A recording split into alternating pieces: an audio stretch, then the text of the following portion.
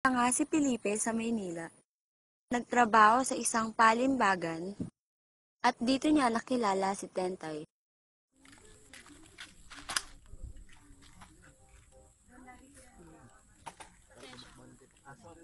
Teka. Ano yun? Ako nga pala si Felipe. Anong pangalan niya? Tentay. Kinagagalak kitang makilala. Saan ka nakatira? Doon lang oh. Pwede ba kitang dalawin doon? Teka yung kamay ko. Sorry.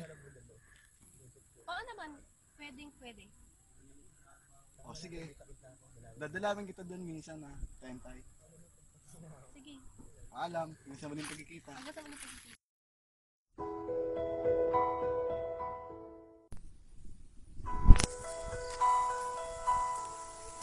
Tentay. Hello. Basta.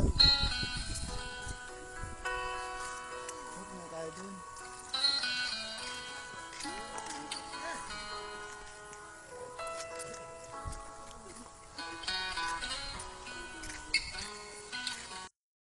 Isang liham ang natanggap ni Felipe.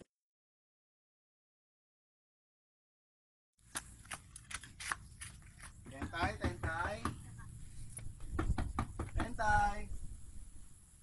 Oh, Felipe. Ginagawa mo dito? Uuwi na kasi ako sa aming bayan. Pinapauwi na ako ng aking ama. Iiwan mo na ako.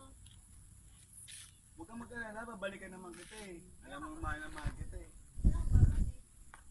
Sa lalong madaling panahon, Tentay, babalikan kita agad-agad. Pangako. Pangako. Hihintay ako. Lahat. Magandang araw din po.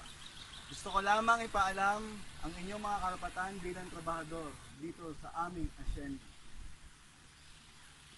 Kailangan pakainin kayo ng mabuti, sweldohan ng tama, at higit sa lahat, huwag kayong papayag na maltratuhin ng aking butihing ama.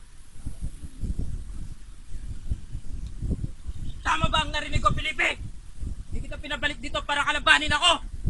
Kalapastanganan ang ginagawa mo sa akin. Wala kang utang na loob. Simula ngayon, wala kang makukuhang mana sa akin. Tinatakwil na kita.